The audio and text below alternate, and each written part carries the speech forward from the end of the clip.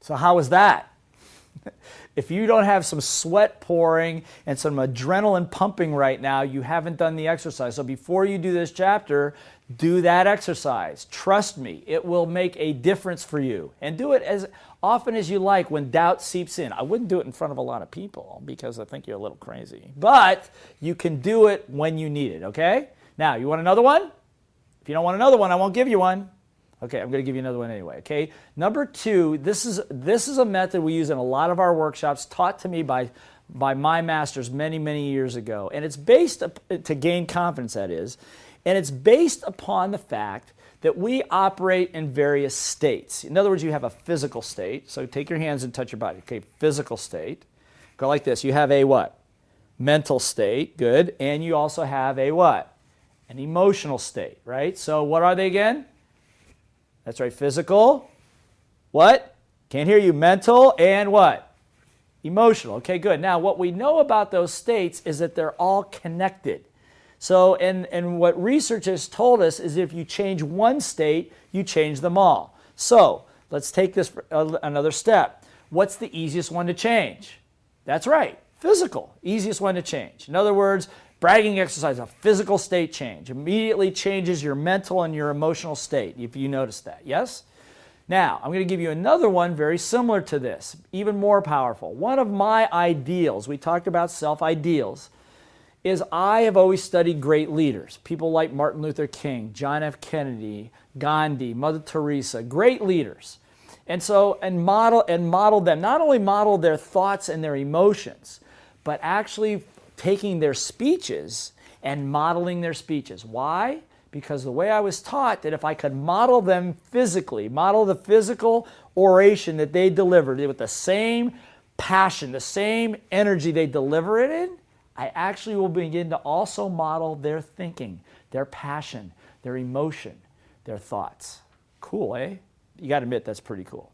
So, I'm going to give you an example of one, and you can go find your own. And you can find great speeches all over YouTube. You can find them at the video stores. You can find them in a lot of places. But one of my favorites is Reverend Martin Luther King and his final speech. You know his I Have a Dream speech. But his final speech, the last speech that he gave before he died, was very, very, very powerful. And it was, what's even spooky about this speech is he actually you can hear him forecasting his own death in this piece.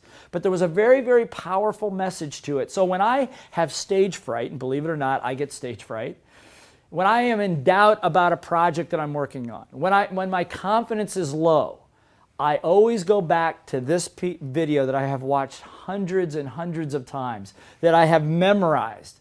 And you don't have to memorize it, but I've memorized some of these things. And it goes something, part of his speech goes something like this. He said, his last words were, "It really doesn't matter with me now because I'm the mountain and I don't mind. Like anybody, I would like to live a long life. Longevity has its place. But I'm not concerned about that now. I just want to do God's will. And He's allowed me to go up to the mountain.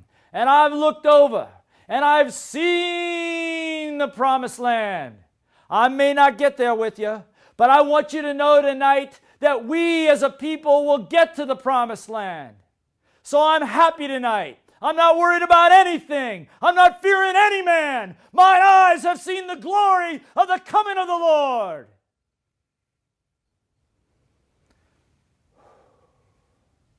And the next day, he was gone. A sniper's bullet. But his dream lived on.